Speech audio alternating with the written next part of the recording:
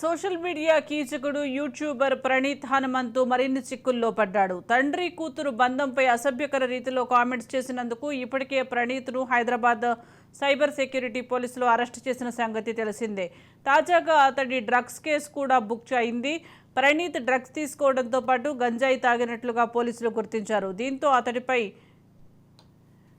79(294) BNS NDPS చట్టాల కింద case నమోదు చేశారు. ప్రస్తుతం ప్రణీత్ చంచల్గూడ జైల్లో ఉన్నారు. డ్రగ్స్ తీసుకున్నట్లు గుర్తించిన పోలీసులు అతన్ని 3 రోజుల కస్టడీ కోరుతూ కోర్టులో పిటిషన్ దాఖలు చేసినట్లుగా సమాచారం.